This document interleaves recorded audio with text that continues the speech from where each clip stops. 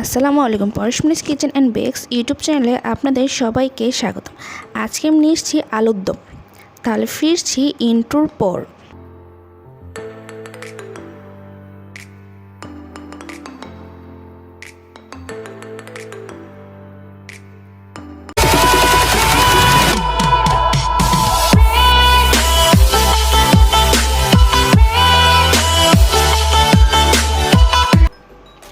প্রথমে আমি চুলায় ফ্রাই প্যান বসিয়ে আলু সেদ্ধ করার জন্য পানি দিয়ে দেব। এখন দিয়ে দেব কিছুটা পরিমাণে লবণ।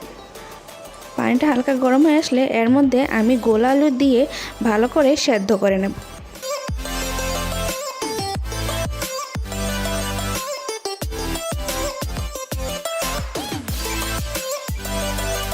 আলুগুলো সেদ্ধ হয়ে গেলে এখন আমি ফ্রাই প্যানের মধ্যে পরিমাণ মতন সয়াবিন তেল দিয়ে দেব। তেলটা গরম হয়ে আসলে দিয়ে দেব পেঁয়াজ কুচি আর দিয়ে দেব কাঁচামরিচ কুচি। এখন পেঁয়াজ আর কাঁচামরিচটাকে আমি হালকা করে ভেজে নেব।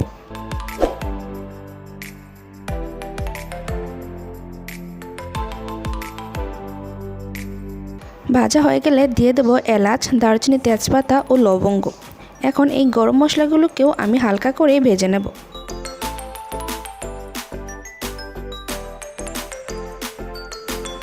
ভাজা হয়ে গেলে দিয়ে দেব টমেটো কুচি। এখন টমেটোটাকেও আমি ভালো করে ভেজে নেব।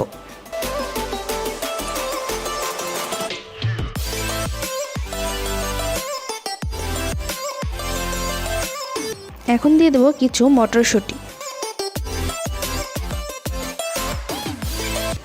দিয়ে আবারও কিছুটা সময় নিয়ে ভেজে নেব।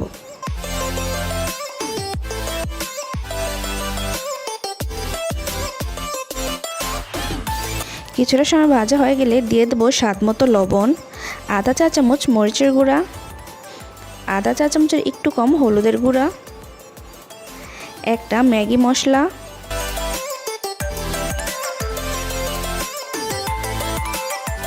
আর দিয়ে দেব 1 টেবিল চামচের মতন সয়া সস। এখন মশলাগুলোকেও ভালো করে মিশিয়ে আমি কষিয়ে নেব।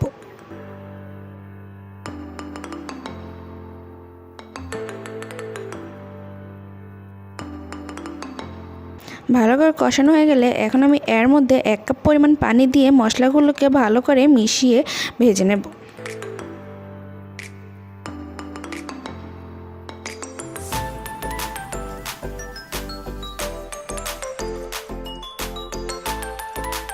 মশলাগুলো ভালো করে কষানো হয়ে গেলে এর মধ্যে সেদ্ধ করে রাখা আলুগুলো দিয়ে ভালো করে মিশিয়ে নেব। মিশিয়ে আমি কিছুটা সময় এই আলুগুলোকেও কষিয়ে নেব।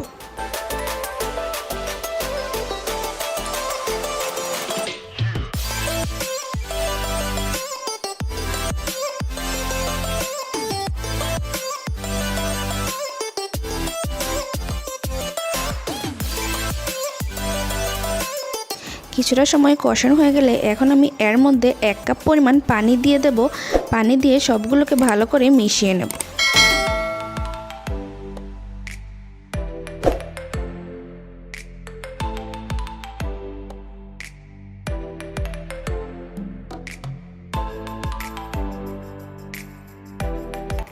মশলাগুলোকে ভালো করে কষানো হয়ে গেলে এবং ঝোলটাও যখন একটু শুকিয়ে আসবে তখন আমি উপর দিয়ে 1 চামচের মতন চিনি আর ধনেপাতা কুচি দিয়ে দেবো। দিয়ে সবগুলোকে ভালো করে মিশিয়ে নিলেই তৈরি আমাদের আলুর দম।